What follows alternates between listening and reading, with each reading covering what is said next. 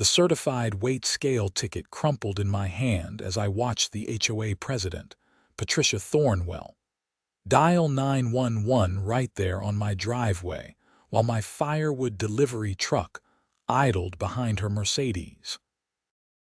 I had been living in this supposedly peaceful subdivision of Cedar Hills, Colorado for exactly 3 years, and in that time, Patricia had made it her personal mission to make my life as difficult as humanly possible. But calling the cops over a perfectly legal firewood delivery was crossing a line even I hadn't expected from her. My name is Quinton Brooks, and I work as a software engineer from home, which apparently gives Patricia the impression that I have nothing better to do than listen to her complaints about every single thing I do on my own property. The whole situation started about an hour earlier when the delivery truck from Mountain Valley Firewood pulled up to my house with my winter supply of split oak and pine.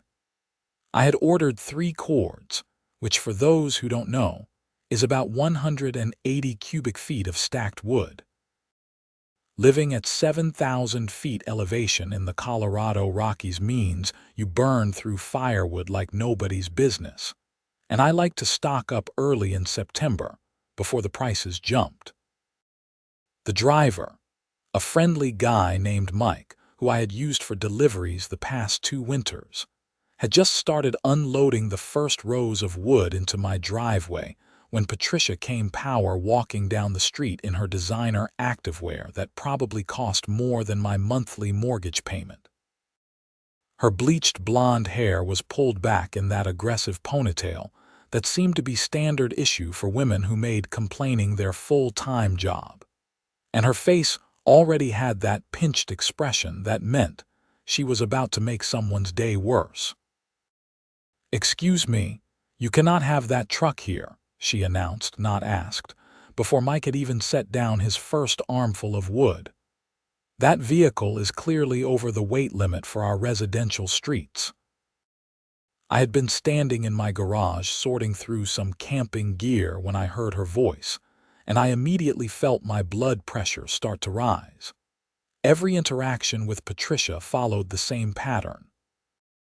She would make some accusation based on nothing but her own assumptions, refuse to listen to any explanation or evidence to the contrary, and then threaten to fine me or report me to whatever authority she could think of.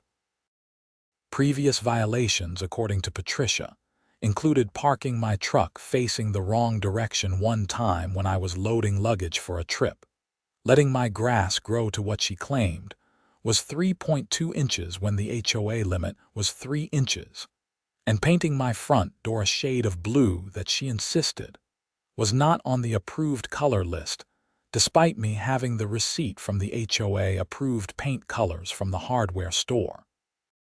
"The truck is well under the weight limit," I said, walking down my driveway to intervene before this escalated.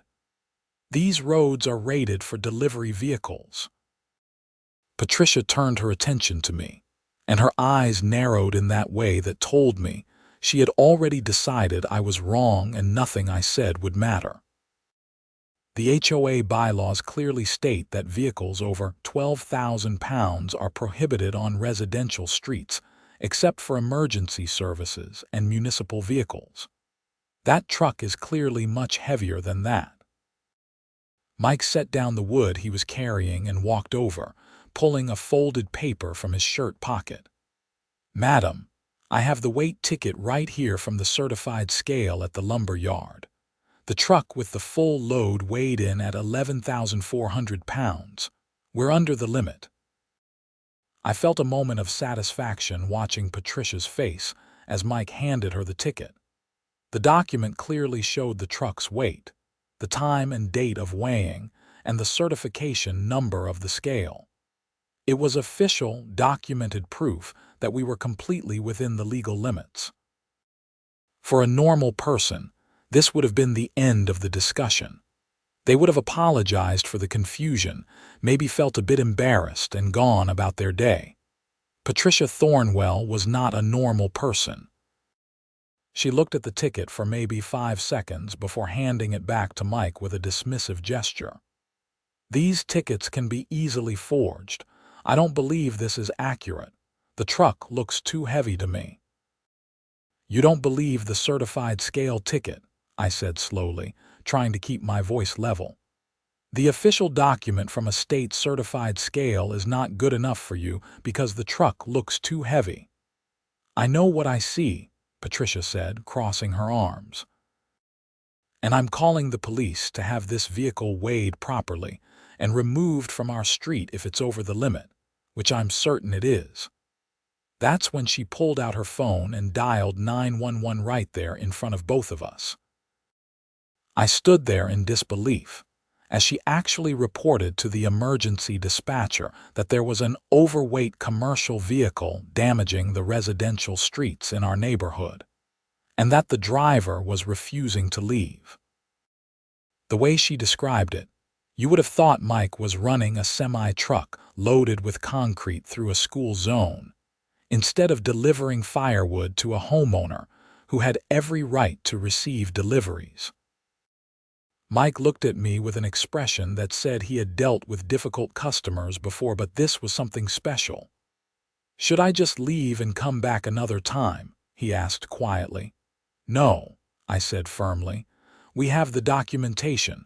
We're not doing anything wrong." She's wasting police resources because she doesn't like that I'm getting firewood delivered.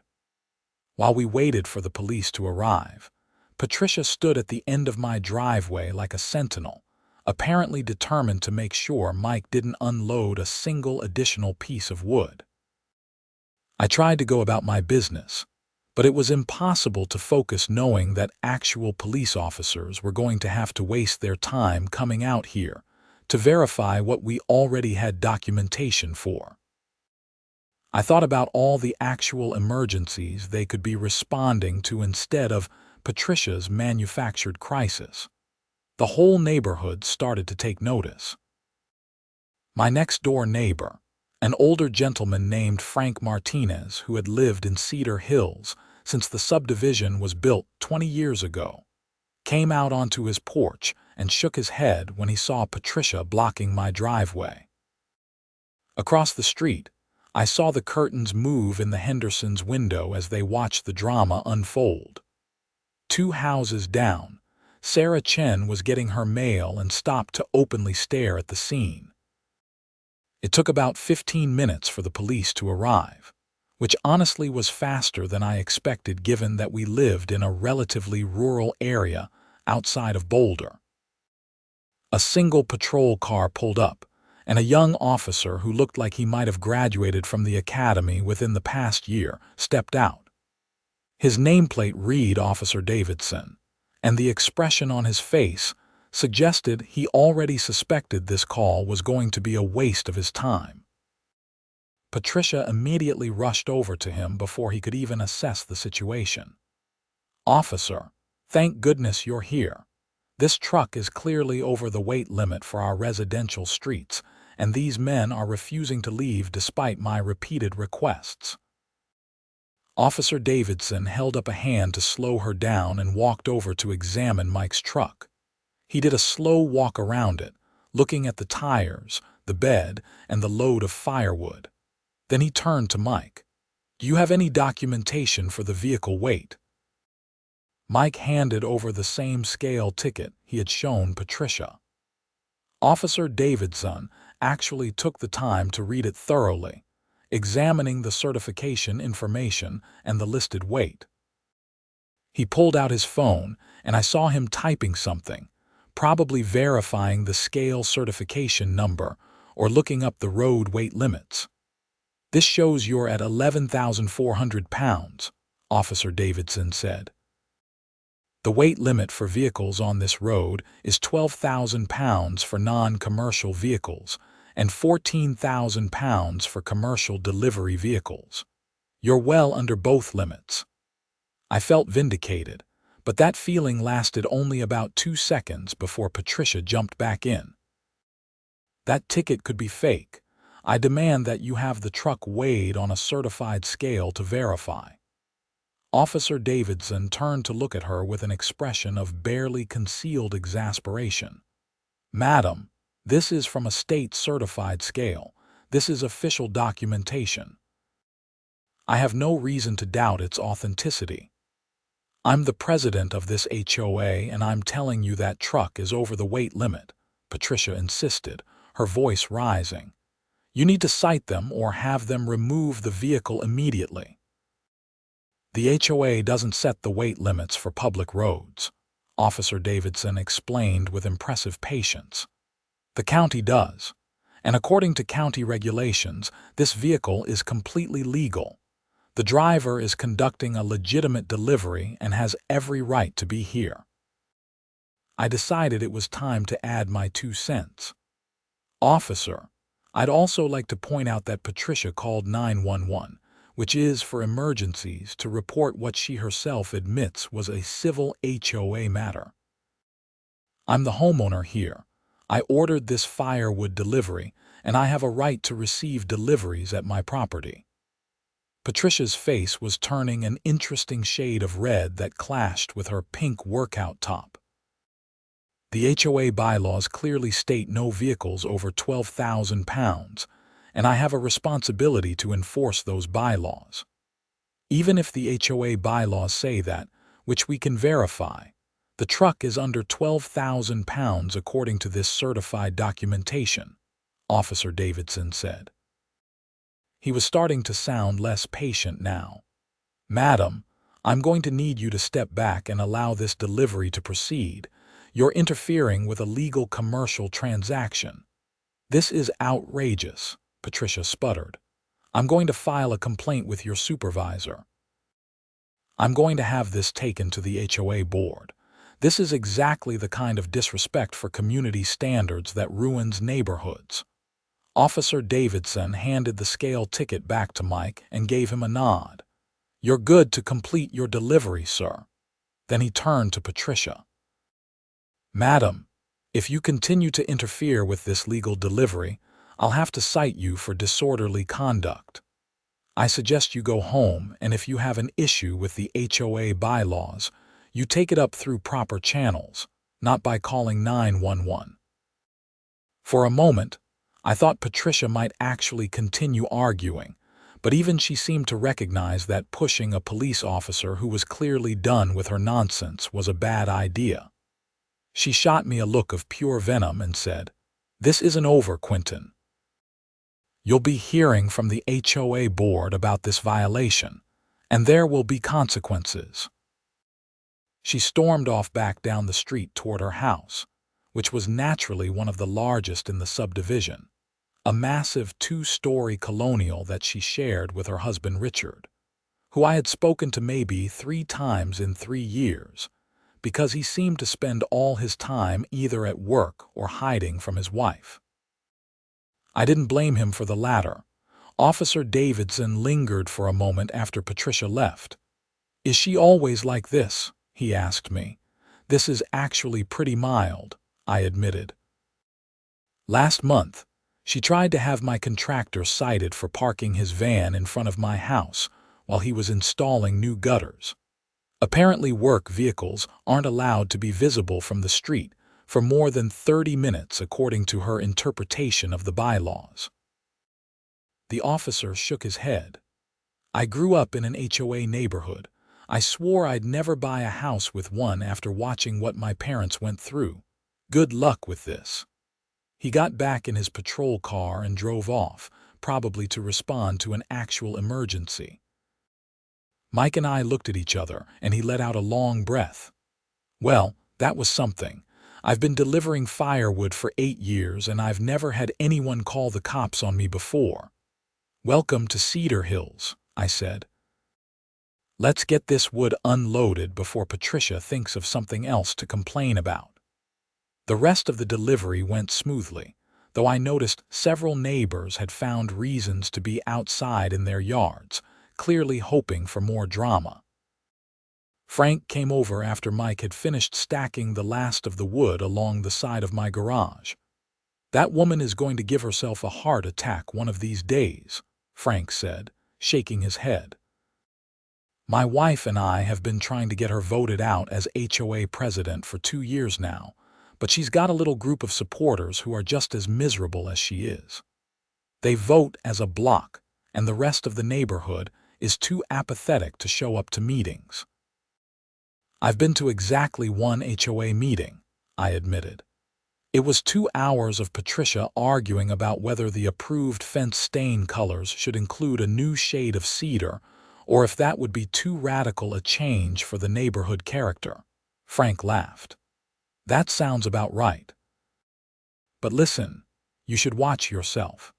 Patricia doesn't let things go. When the Johnsons 2 streets over installed a basketball hoop that she decided was too visible from the road, she made their lives hell for months. Daily violation notices, threats of fines. She even tried to put a lien on their house before the board voted her down. Can she actually do that over a basketball hoop? I asked, though with Patricia I was starting to believe anything was possible. Technically, if you violate HOA bylaws and don't pay the fines, they can put a lien on your property, Frank explained. But it has to go through a process and the board has to approve it. The problem is, Patricia knows all the technical rules and she uses them like weapons. She'll bury you in paperwork and violation notices until you either give in or spend a fortune fighting her. This was not encouraging news. I had bought my house in Cedar Hills because it was a beautiful area with mountain views, good access to hiking trails, and was close enough to Boulder that I could get into the city when I needed to, but far enough out that I had some space and privacy. The HOA had seemed like a minor inconvenience at the time, something that would make sure my neighbors kept their yards maintained and their houses painted. I hadn't realized I was moving into a dictatorship run by a woman who apparently had nothing better to do than police everyone else's business. After Frank went back to his house and Mike drove off with his empty truck that was definitely not over the weight limit, I went inside and tried to get back to work. I had a project deadline coming up and I needed to focus on debugging some code, but my mind kept wandering back to Patricia's parting threat. She had promised consequences, and based on what Frank had told me, she was probably already drafting up some kind of violation notice. Sure enough, the next morning when I went out to get my newspaper, there was an envelope taped to my front door. Inside was an official-looking letter on HOA letterhead, stating that I had violated Cedar Hills Subdivision Bylaws Section 7.3.5 regarding oversized commercial vehicles on residential streets. The letter demanded that I appear before the HOA board at their next meeting in 2 weeks to explain myself, and stated that I was being assessed a fine of $500 for the violation, with an additional $250 per day that I failed to comply. I read the letter 3 times, feeling my anger build with each reading. The truck had been under the weight limit. We had documentation. A police officer had verified it, and Patricia was still fining me $500 plus, threatening ongoing daily fines. The letter stated that I needed to sign an agreement that I would never again allow vehicles over the weight limit on the street, and that the HOA board would determine at the meeting whether any additional penalties were warranted. This was insane. This was beyond insane. This was vindictive harassment based on nothing but Patricia's ego being bruised because a police officer had told her she was wrong. I immediately pulled out my phone and took pictures of the letter, then scanned it into my computer.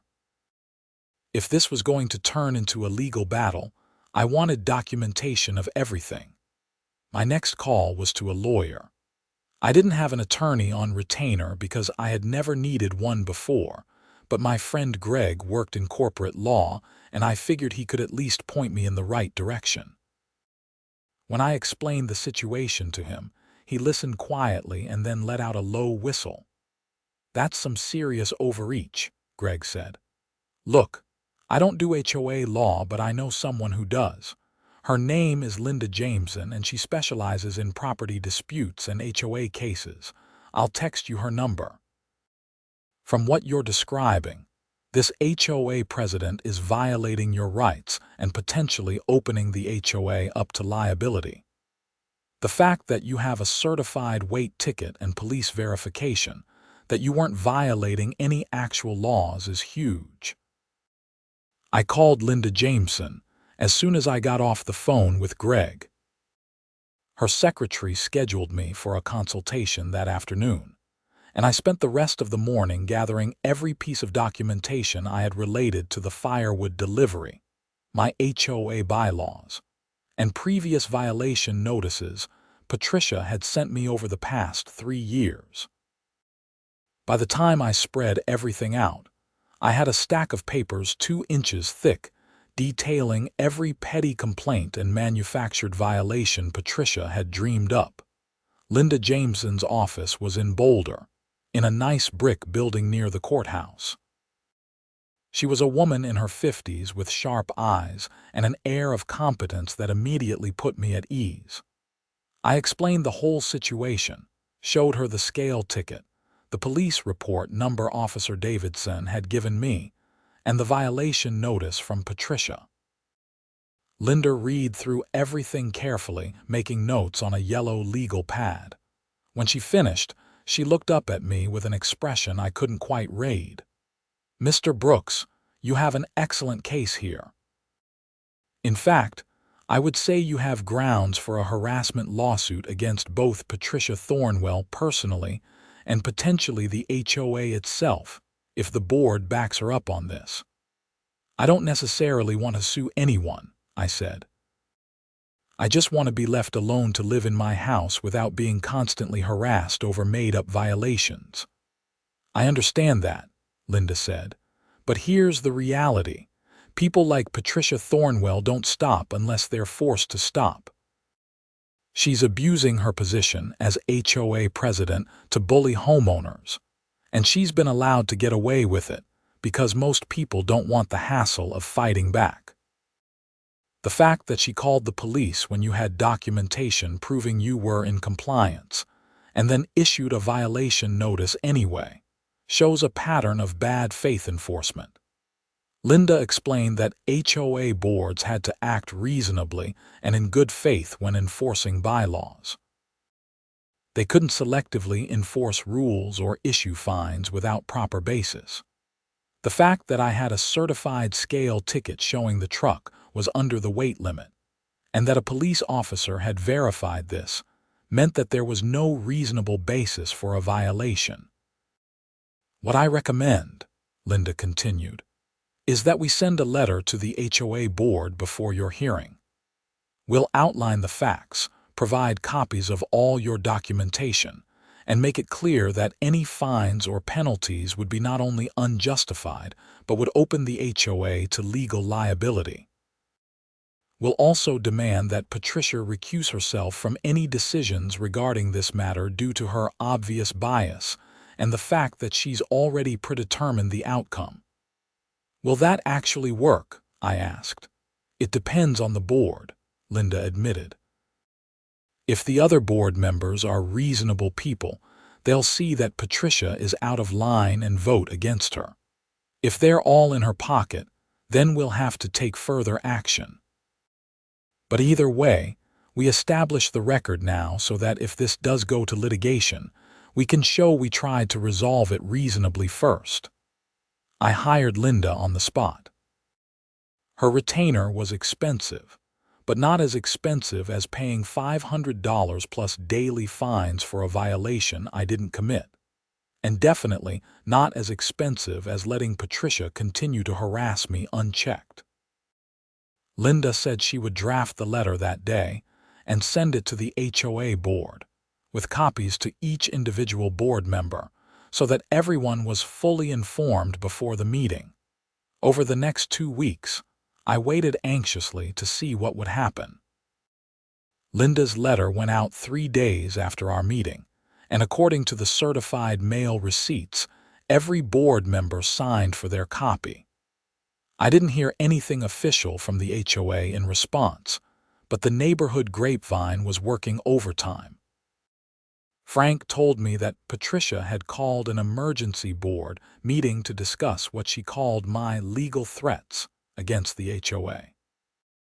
Sarah Chen, who apparently played tennis with one of the other board members, told me that at least 2 board members were furious with Patricia for not consulting them before issuing the violation notice.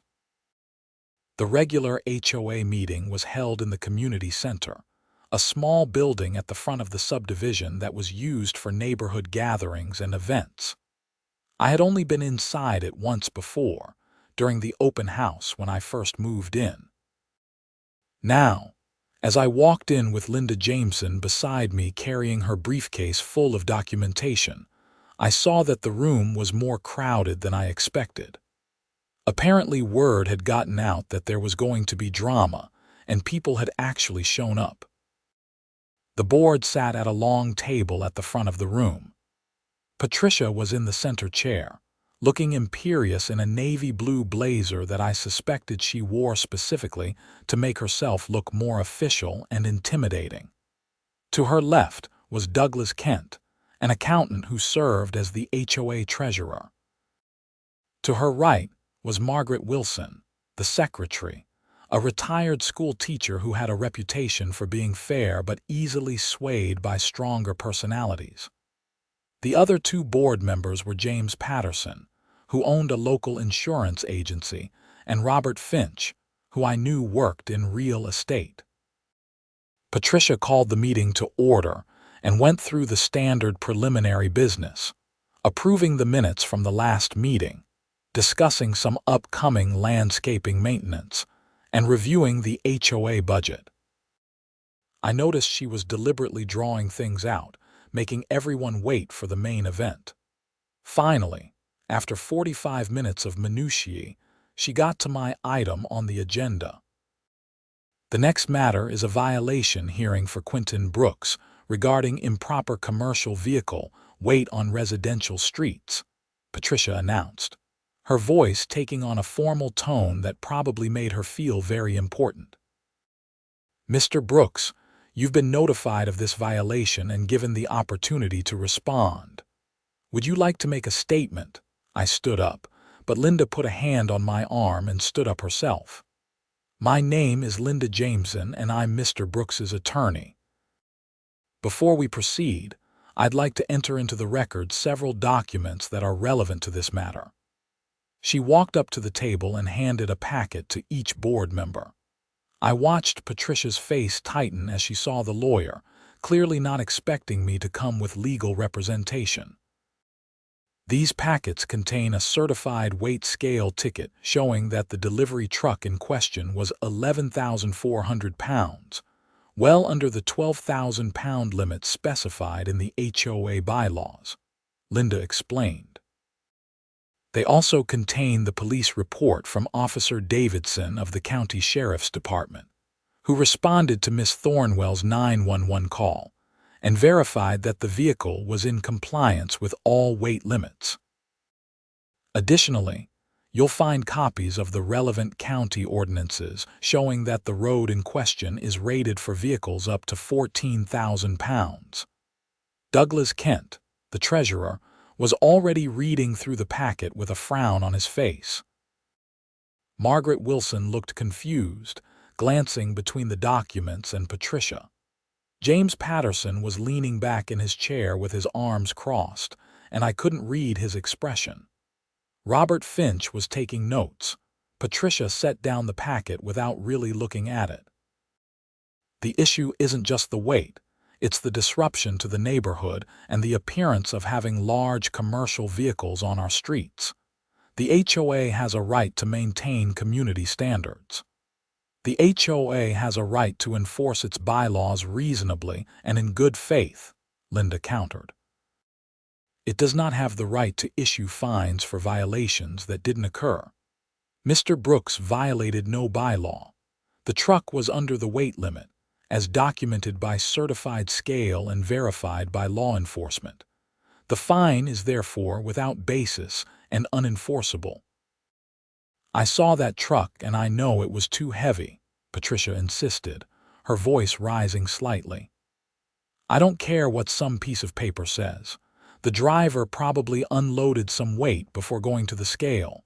These tickets can be manipulated. Are you suggesting that Mr. Brooks and the delivery driver committed fraud? Linda asked calmly. Because that's a serious accusation that would require proof. Do you have any evidence that the scale ticket is fraudulent? Patricia's mouth opened and closed a few times. I don't need evidence. I know what I saw.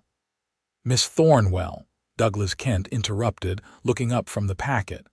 This scale ticket has a state certification number. I just looked it up on my phone and it's a legitimate certified scale. And according to this police report, the officer told you directly that the truck was under the weight limit. I don't understand why we're even having this hearing. Because Mr. Brooks has shown a pattern of disrespect for HOA rules, Patricia said. This is just the latest example. He needs to understand that there are consequences for his actions. Linda smiled, and it wasn't a friendly expression. Miss Thornwell, in your role as HOA president, are you aware that the Colorado Common Interest Ownership Act requires HOAs to act reasonably and prohibits them from arbitrary or discriminatory enforcement of covenants? Of course I'm aware, Patricia snapped. Then you're aware that issuing a fine without reasonable basis, particularly after being informed by law enforcement that no violation occurred, could be considered arbitrary enforcement. I'm enforcing the bylaws as written, Patricia said. That's my job. Your job is to enforce actual violations, not to harass homeowners you personally dislike, Linda said. Her voice remained level, but there was steel in it. Mr. Brooks has documentation proving he was in compliance. He has law enforcement verification that he was in compliance. Your personal opinion about what the truck looked like is not sufficient basis to levy a $500 fine plus daily penalties. Margaret Wilson cleared her throat hesitantly. Patricia, I have to say, looking at these documents, it does seem like the truck was under the limit. If the police verified it, shouldn't that be enough? The police don't enforce HOA rules, Patricia said. We do. But we can't enforce rules that weren't broken, Robert Finch spoke up. He had finished reviewing the documents and now looked directly at Patricia. I wasn't consulted before this fine was issued, and I have to say, I'm not comfortable with it. The evidence is pretty clear that Mr. Brooks didn't violate the weight limit. I agree, James Patterson said. Patricia, you should have brought this to the full board before issuing a fine, especially one this large. This is exactly the kind of thing that gets HOAs sued. Patricia's face was getting red again. I have the authority as president to issue violation notices. That's in the bylaws.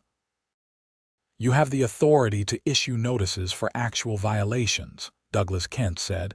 He seemed to be getting frustrated now. But this isn't a violation. The truck was under the weight limit. Case closed. I disagree, Patricia said stubbornly. I'm calling for a board vote to uphold the fine. Linda interjected before anyone could respond. Before you vote, I want to make the board aware that if you uphold this fine, Mr. Brooks will file suit against the HOA for harassment, bad faith enforcement, and violation of his rights under Colorado law. We will seek not only to have the fine thrown out, but also to recover attorneys' fees, court costs, and damages. Additionally, we'll be asking the court to remove Miss Thornwell from her position as HOA president due to abuse of power. The room went very quiet. I could see the other board members exchanging glances, and none of them looked happy. Douglas Kent rubbed his forehead like he was getting a headache. Margaret Wilson looked like she wanted to be anywhere else. Even Patricia seemed momentarily at a loss for words. Furthermore, Linda continued, I'll note that Miss Thornwell called 911, which is for emergency services, to report what was at most a civil matter. This is a misuse of emergency services and could itself be considered a violation of Colorado law. If Mr. Brooks were inclined to pursue it, he could file a complaint with the county regarding that as well. "Are you threatening me?" Patricia demanded. "I'm informing you and the board of the legal realities of this situation," Linda said. "You've issued a fine without basis. You're attempting to punish a homeowner for exercising his legal rights. That's not acceptable, and it's going to have consequences if you persist." Douglas Kent stood up.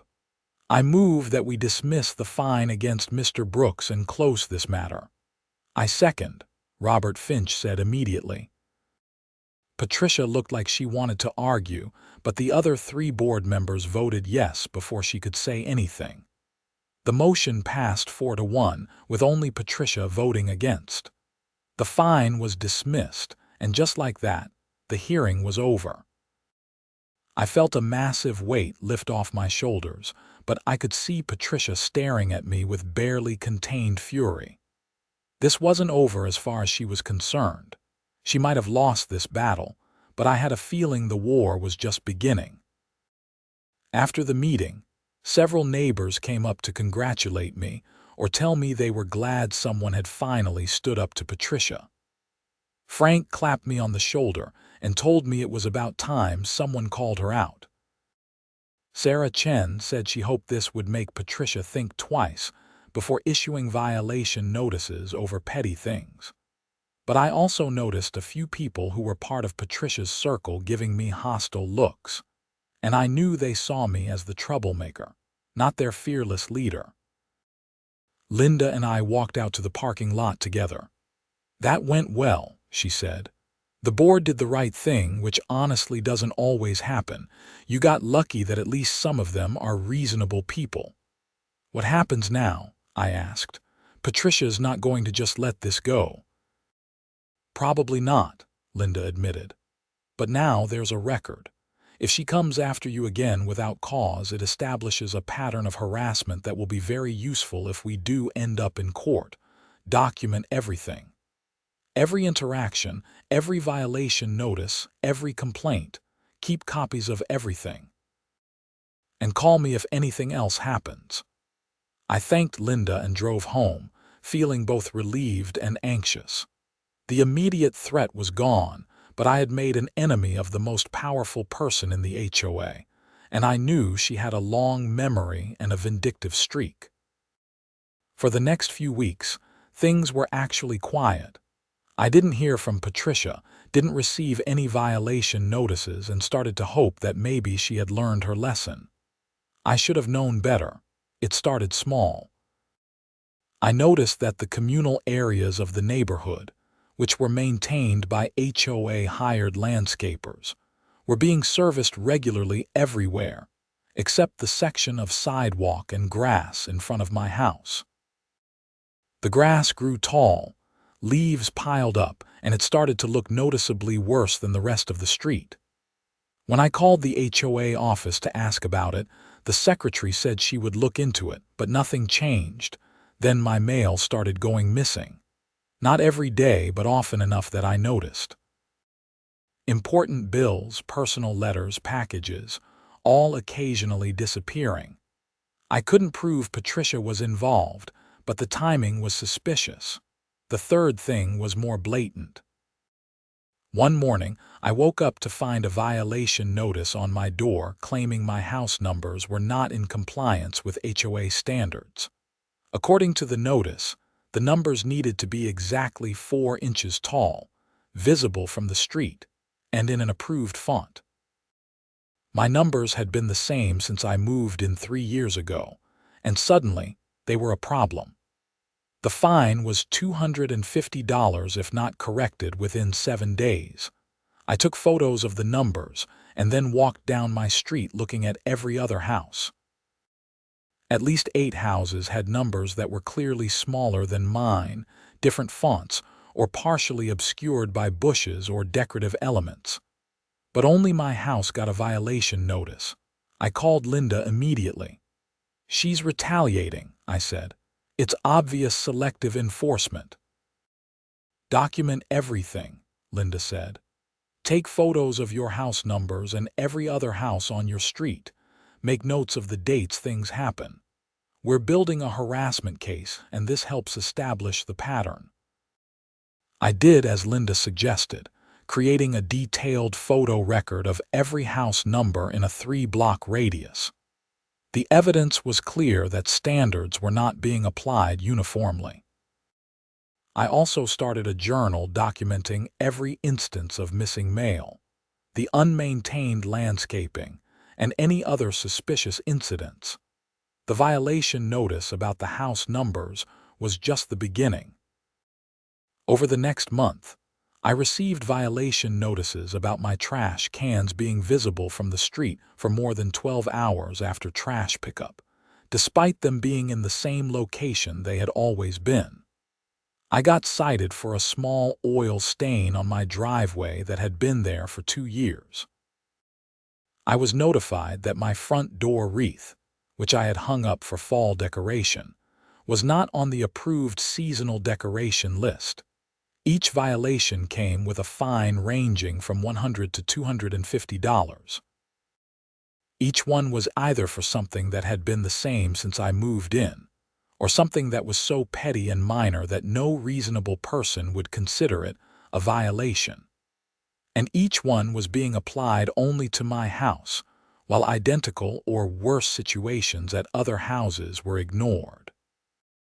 I refused to pay any of the fines, and responded to each violation notice with a detailed letter explaining why the violation was invalid and constituted harassment.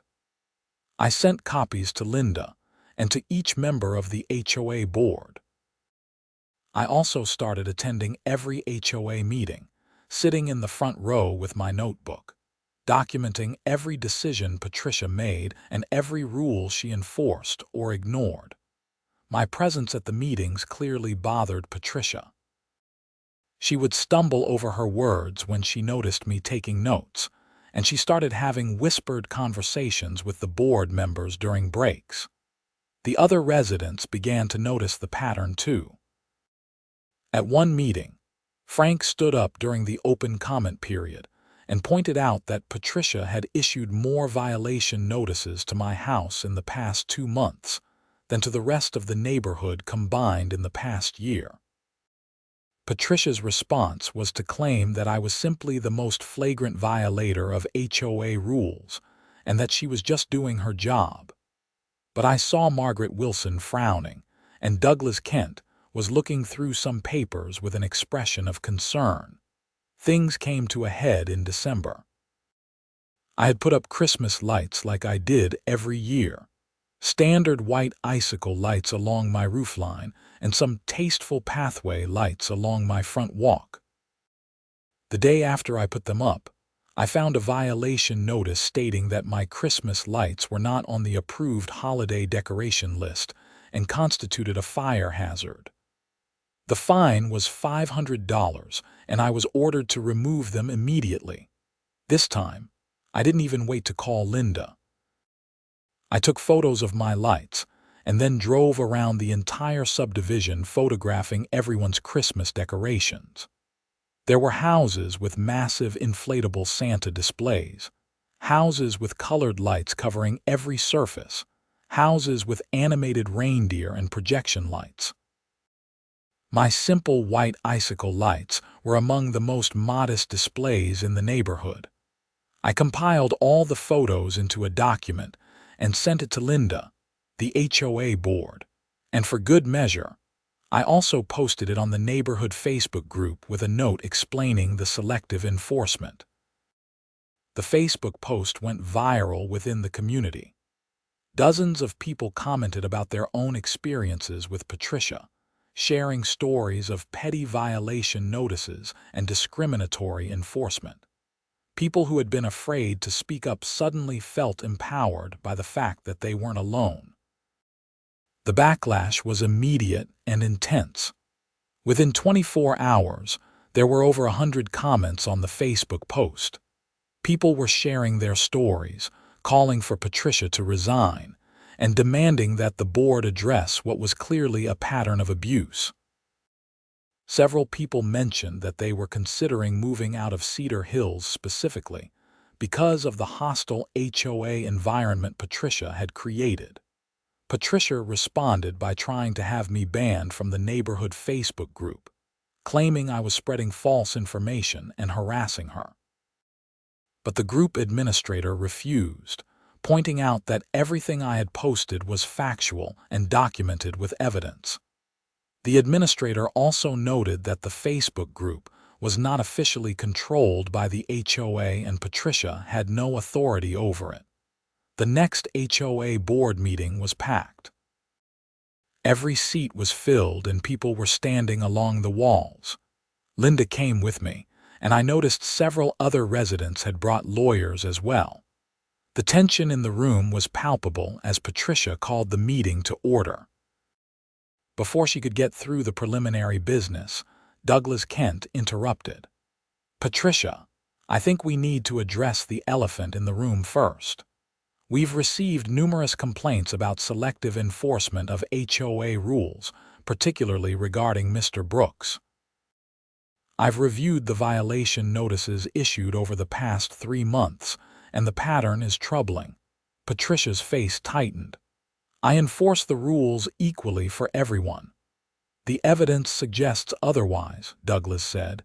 He pulled out a spreadsheet.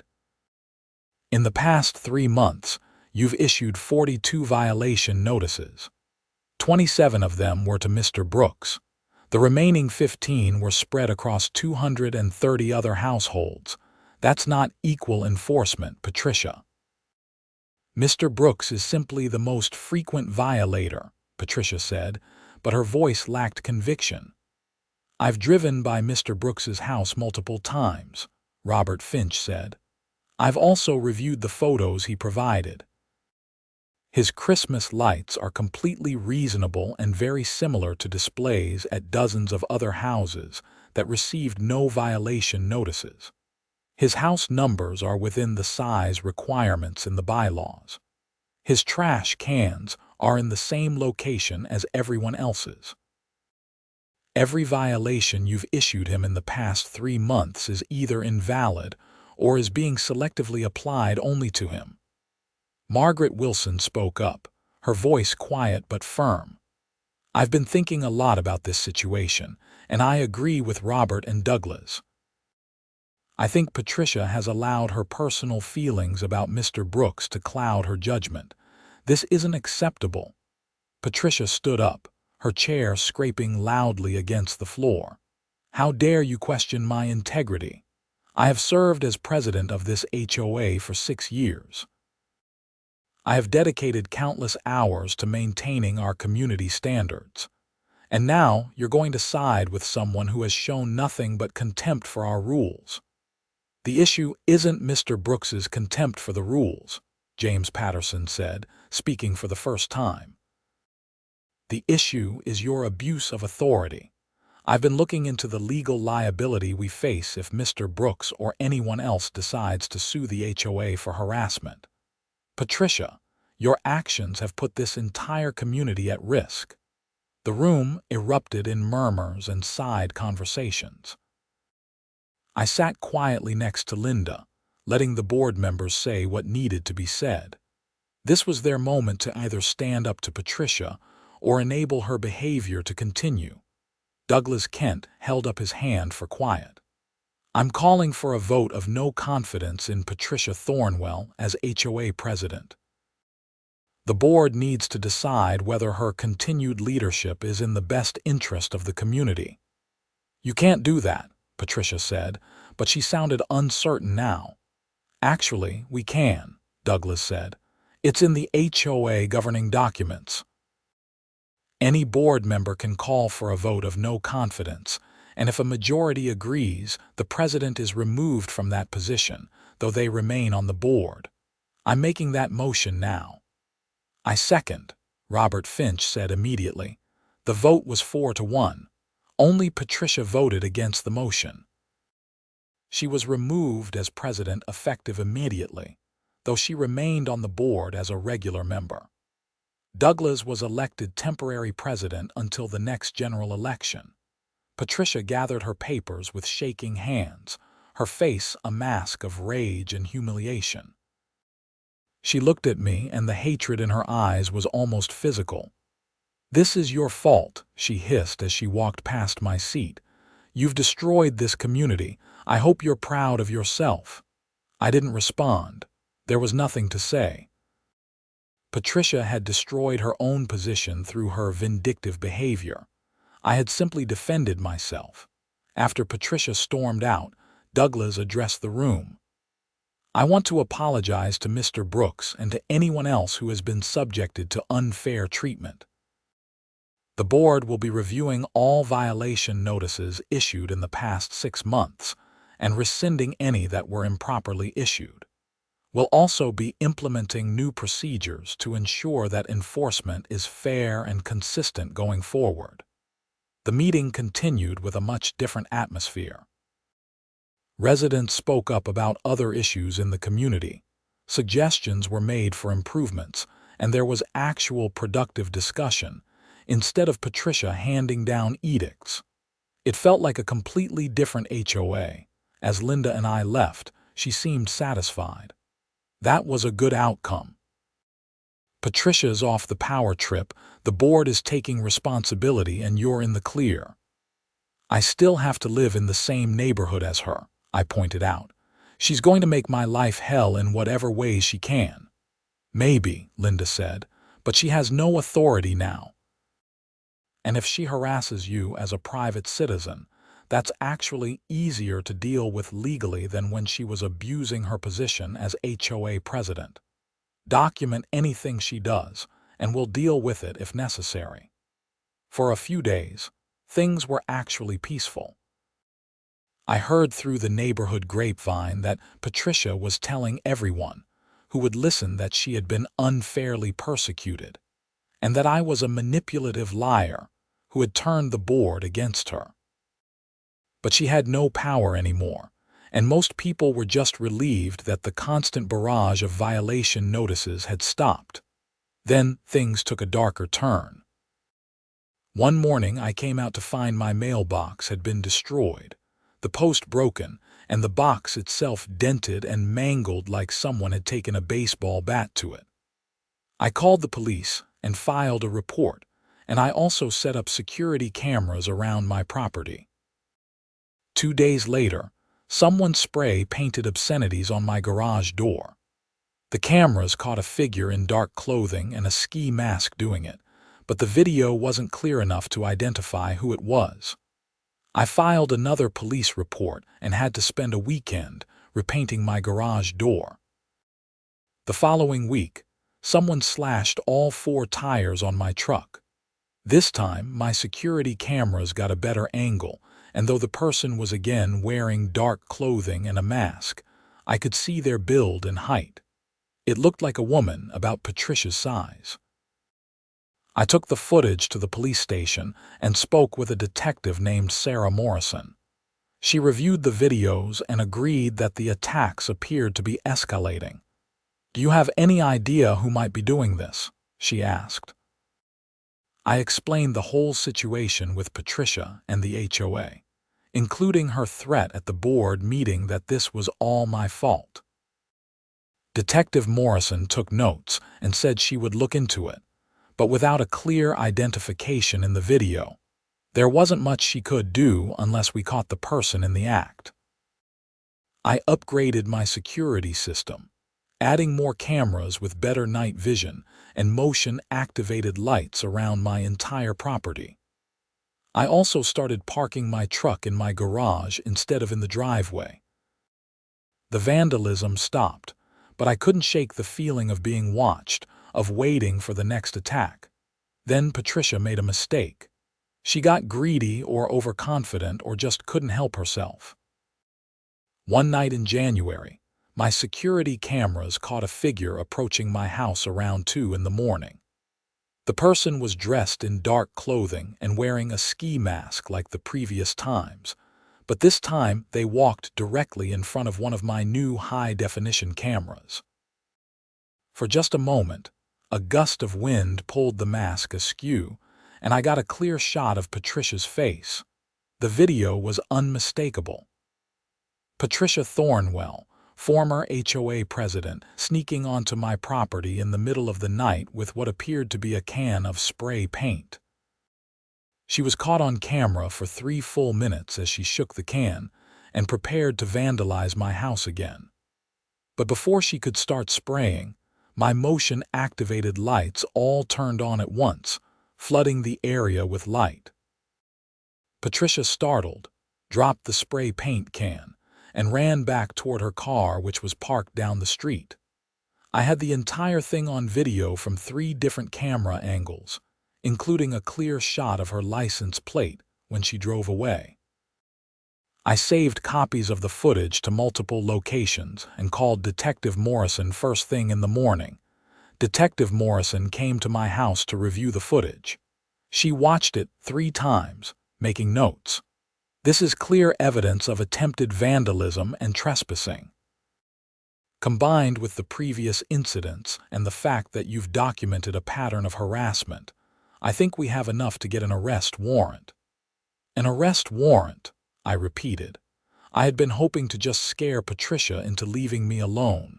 The idea of her actually being arrested seemed surreal. Mr. Brooks, she's committed multiple crimes here. Property destruction, vandalism, trespassing, criminal mischief. The fact that she did it repeatedly and that there's an established harassment pattern makes it worse. She's going to face criminal charges. 2 days later, Patricia was arrested at her home. The arrest made the local news, complete with footage of Patricia being led out of her house in handcuffs, while her husband Richard stood in the doorway looking shocked and devastated. The headline read, "Former HOA President Arrested for Vandalism and Harassment Campaign." The story detailed the months of harassment I had endured, Patricia's removal from the HOA board, and the vandalism that had followed.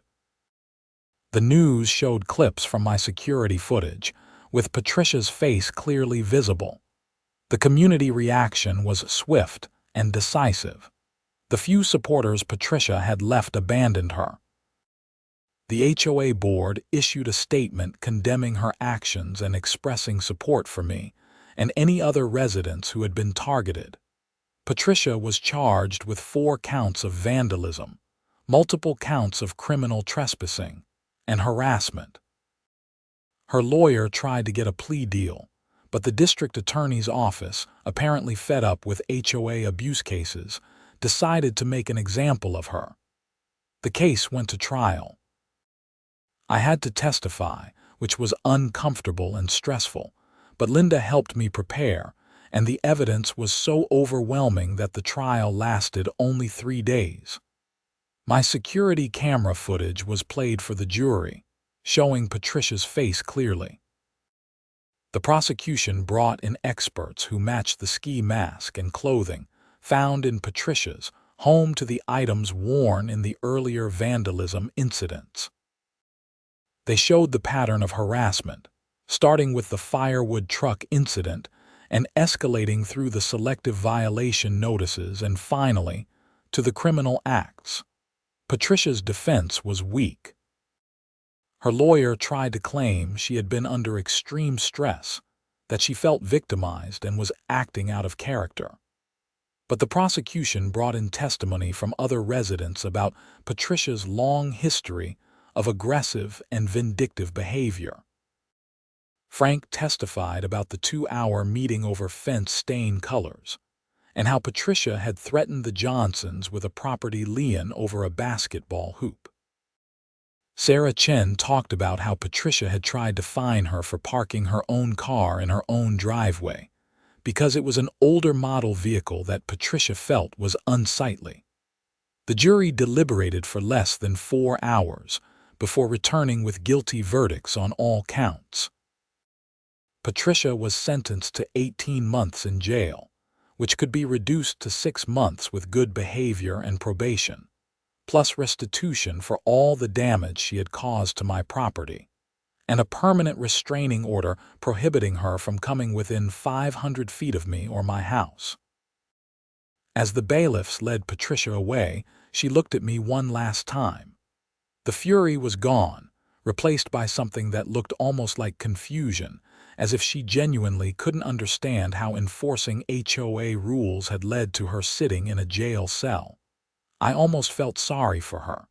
Almost.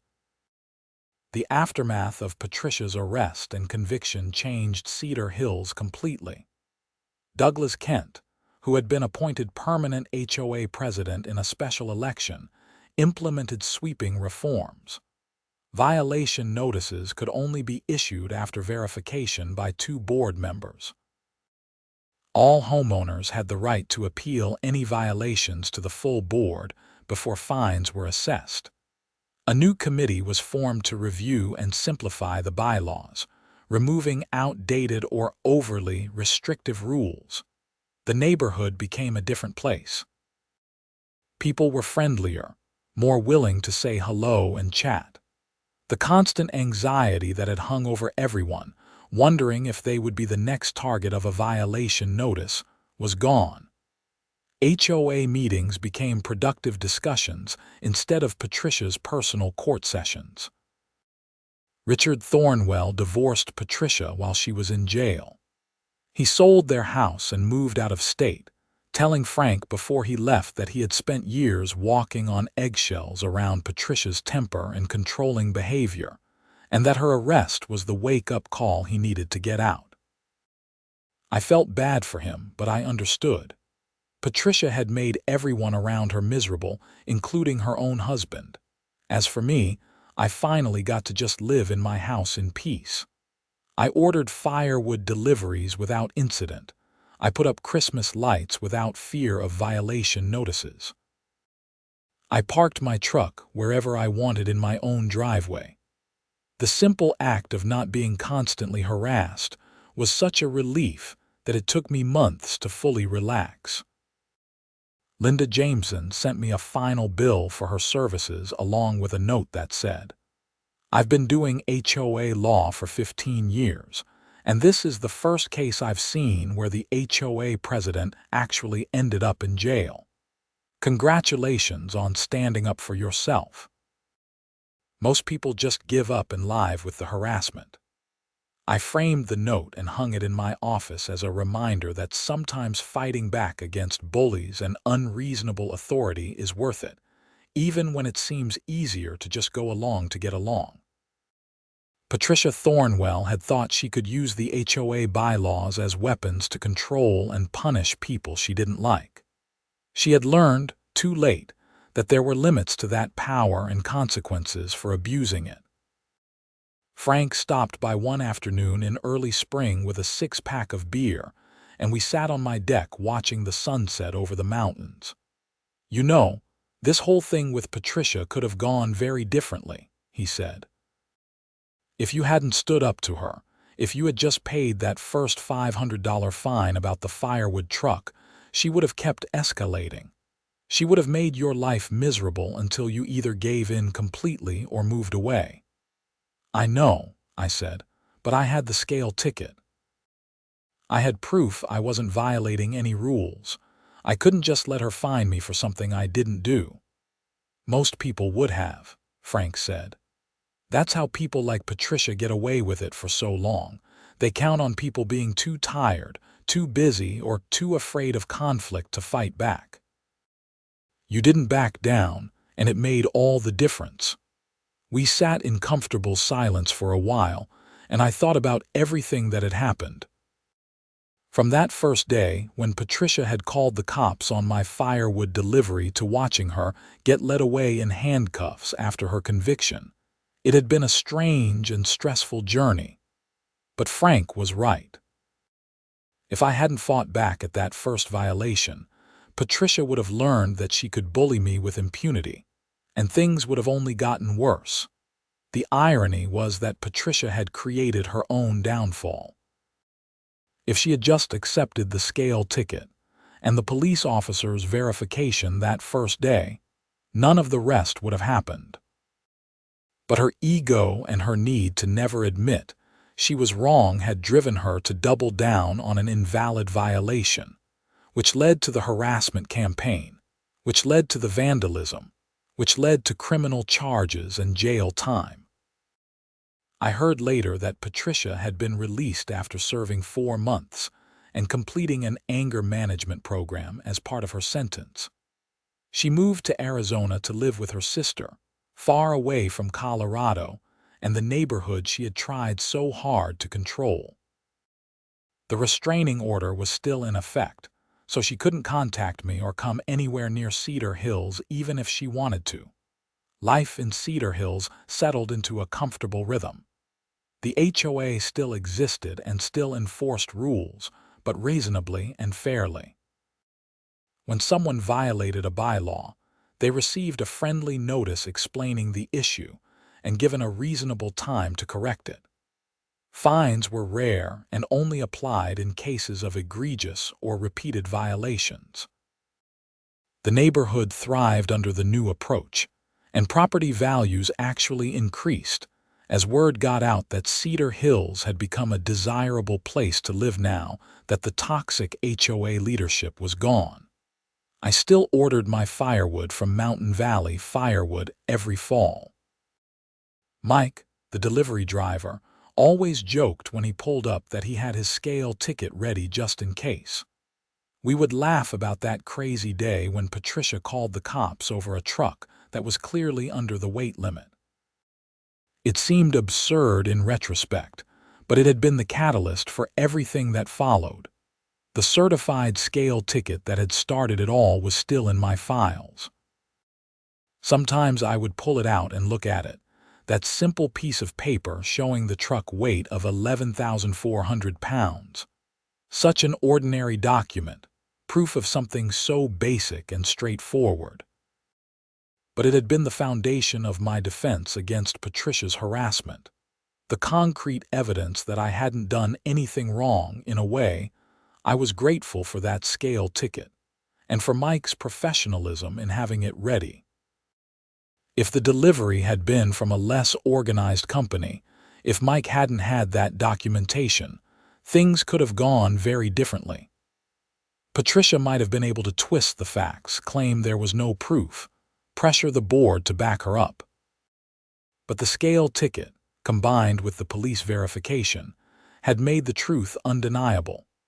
The whole experience taught me important lessons about standing up for yourself, about the importance of documentation, and about how small abuses of power can escalate into serious crimes if left unchecked.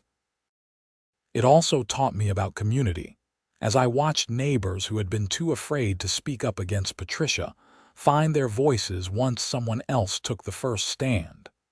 Douglas Kent turned out to be an excellent HOA president. He had a background in accounting and a personality that preferred facts and figures over drama and confrontation. Under his leadership, the HOA actually served its intended purpose of maintaining the community and protecting property values, rather than being Patricia's personal fiefdom. 1 year after Patricia's conviction, the HOA held a community barbecue at the neighborhood park. It was a beautiful summer day, and nearly everyone in Cedar Hills showed up. Kids played on the playground while adults grilled burgers and hot dogs. There was laughter and conversation, people actually enjoying spending time together instead of avoiding each other to stay off Patricia's radar. I was manning one of the grills when Sarah Chen came over with her husband and kids. "I just wanted to thank you again," she said, "for standing up to Patricia. I know it cost you a lot in stress and legal fees, but you freed all of us." "I was just defending myself," I said. "I didn't set out to be some kind of neighborhood hero." "Maybe not," Sarah said, "but that's what you became. You showed us that we didn't have to accept being bullied. That made all the difference." As the afternoon wore on and the sun started to set behind the mountains, I looked around at my neighbors, at the community that had transformed from a place of anxiety and conflict into somewhere people actually wanted to be. all because I had refused to pay a $500 fine for a violation I didn't commit, because Mike had a scale ticket showing his truck was under the weight limit, because I had been willing to hire a lawyer and fight back instead of giving in. Sometimes the biggest changes come from the smallest acts of resistance. Patricia Thornwell had expected me to fold, to pay the fine and accept her authority, just like most people did. When I didn't, when I stood my ground with evidence and legal support, the entire house of cards she had built came tumbling down. The firewood I had ordered that day, the delivery that had started everything, had burned in my fireplace throughout that long winter. Now I had a new supply stacked neatly beside my garage, delivered without incident by Mike in his truck that weighed 11,400 pounds.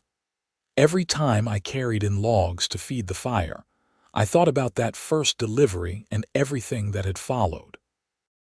My house in Cedar Hills, Colorado, was exactly what I had wanted when I bought it.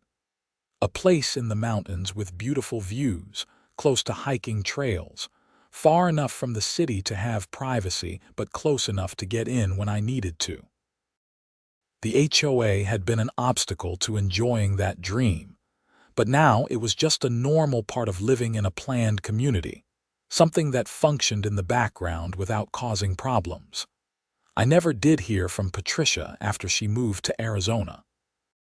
The restraining order meant she couldn't contact me, but I also suspected she wanted to forget about Cedar Hills and everything that had happened here. In her mind, she had probably rewritten the story, making herself the victim of ungrateful neighbors who didn't appreciate her dedication. That's how people like Patricia work. They can never accept responsibility for their own actions, but the truth was documented in court records, in security camera footage, in the testimony of neighbors and police officers. Patricia had abused her authority as HOA president, had selectively targeted me for enforcement after I dared to challenge her, had escalated to criminal vandalism when she lost her position of power, and had paid the price for those choices. The legal system had worked the way it was supposed to, holding someone accountable for their actions regardless of their position in the community. Years would pass, and the story of Patricia and the firewood truck would become neighborhood legend, told to new residents as a cautionary tale and a source of pride. The neighborhood that had stood up to an abusive HOA president and reformed itself.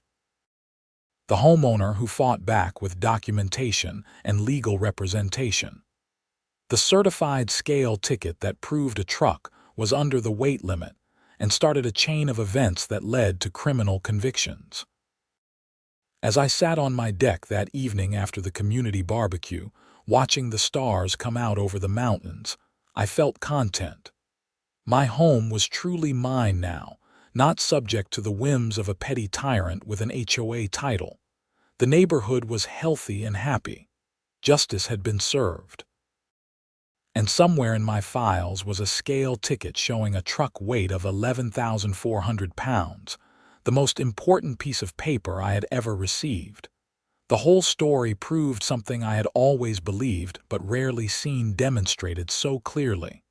The truth matters. Evidence matters. Standing up for yourself matters. Patricia had counted on me being too tired or too afraid to fight. She had been wrong, and that made all the difference not just for me, but for an entire community that had been suffering under her rule.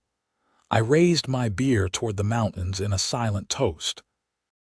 To scale tickets and security cameras, to lawyers who specialized in HOA law, to neighbors who found the courage to speak up, to police officers who verified the facts, to juries who listened to evidence, and to the simple principle that no one, not even an HOA president, is above accountability for their actions. The firewood in my woodpile would burn warm through another Colorado winter.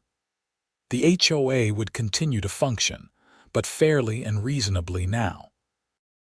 Life in Cedar Hills would go on, better than it had been in years. And somewhere in Arizona, Patricia Thornwell would live with the consequences of her choices, removed from the power she had abused and the community she had terrorized. As for me, I had my home, my peace, and a story that would be told for years about the day an HOA president called the cops on a firewood truck, and how that one act of overreach led to her downfall. Sometimes justice comes from the smallest things. A scale ticket showing 11,400 pounds. Proof that I was under the road limit. Proof that started everything.